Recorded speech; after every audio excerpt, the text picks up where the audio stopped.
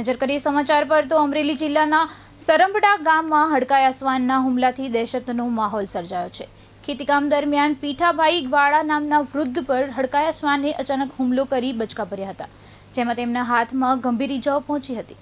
સ્થાનિકોએ તાત્કાલિક ઇજાગ્રસ્ત વૃદ્ધને અમરેલી સિવિલ હોસ્પિટલમાં સારવાર માટે ખસેડ્યા હતા, જ્યાંથી તેમની ગંભીર સ્થિતિને ધ્યાનમાં રાખી વધુ સારવાર માટે રાજકોટ રિફર કરવામાં આવ્યા છે। ઘટનાને પગલે સમગ્ર ગામમાં ભયનો માહોલ છવાઈ ગયો છે, જ્યારે સ્થાનિકોએ હડકાયા શ્વાનને પકડવા અને લોકોની સુરક્ષા માટે તંત્ર તાત્કાલિક કાર્યવાહી કરે તેવી માંગ કરી છે। જે ખેતી કામ કરી રહ્યા હતા એમને ખેતી કામ વખતે હડકાયું કૂતરું એક આવ્યું અને ડોગ બાઇટ કરી ગયું, તો એમને એમ હતું કે બાજુવાળા ભરવાનું પાળીતું કૂતરું છે, હાથ ફેરવી આગળ અટકાવવા ગયા, પછી અટકાવ્યું હોવાના કારણે બાઇટ ભરી ગયું છે અને અત્યારે ઓલરેડી થોડી કન્ડિશન તમે જોઈ શકો એ રીતના રિફર કરેલા છે હાયર સેન્ટર, રાજકોટ લઈ જાય કે ભાવનગર લઈ જાય કે નક્કી નથી।